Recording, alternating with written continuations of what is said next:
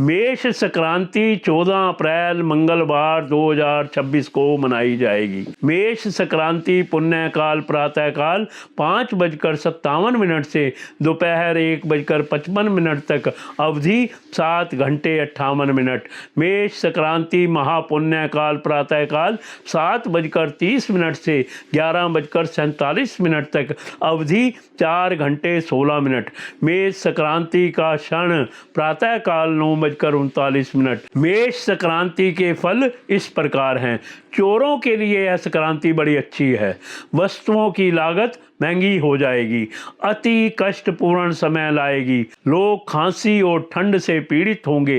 राष्ट्रों के बीच संघर्ष होगा और बारिश के अभाव में अकाल की संभावना बनेगी। एक वर्ष में 12 संक्रांतियां पड़ती हैं, पर इन सभी संक्रांतियों में से मेष संक्रांति को बहुत महत्वपूर्ण माना जाता है। मेष संक्रांति के दिन सूर्य मीन राशि से निकलकर मेष राशि के अंदर प्रवेश करते हैं। इसलिए हमारे शास्त्रों में मेष संक्रांति के दिन सूर्य देव की पूजा का नियम बताया गया है। मेष संक्रांति को वैशाख संक्रांति के दूसरे नाम से भी जाना जाता है। शास्त्रों के अनुसार मेष संक्रांति के दिन स्नान दान का विशेष महत्व होता है। मेष संक्रांति के दिन अन्न का दान करने का विशेष महत्व है। जिस समय सूर्य मीन राशि से निकलकर मेष राशि में प्रवेश करता है, उस काल को मेष संक्रांति कहा जाता है और तभी से सौर वैशाख महीने की प्रवृत्ति होती है। मेष संक्रांति के दिन ही सूर्य देव उत्तरायण की आधी यात्रा को पूरा करते हैं।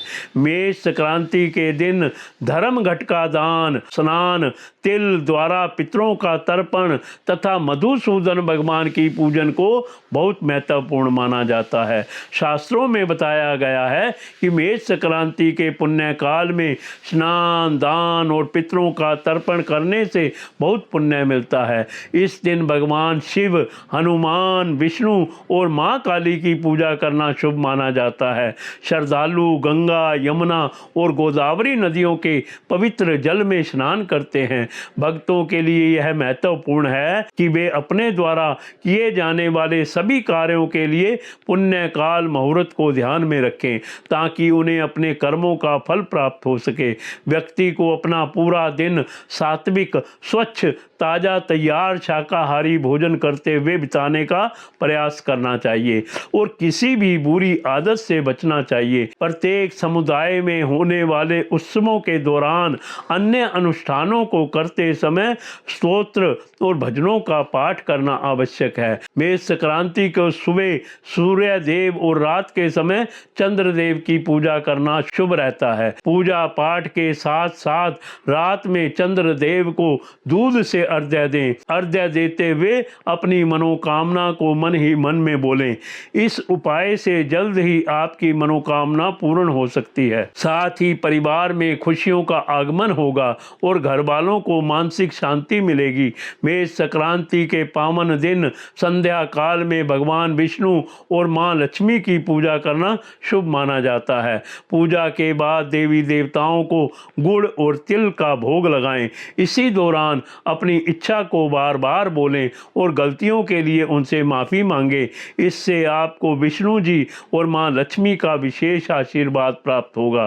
साथ ही आपकी मनोकामना भी जल्द पूरी हो जाएगी। यदि आपकी आर्थिक स्थिति बेहद कमज़ोर है या आपके ऊपर अच्छा खासा कर्ज चढ़ा हुआ है, तो मेष संक्रांति के शुभ दिन रात के समय मां लक्ष्मी की पूजा करें। पूजा करने से पहले मां के सामने लाल कपड़े में 7 पीली कौड़ियां बांध कर रख दें। पूजा के बाद पोटली को घर की तिजोरी में रखें। इस उपाय से आपके घर में धन की देवी मां लक्ष्मी का वास होगा। साथ ही पैसों की कमी से जल्द ही छुटकारा मिल सकता है।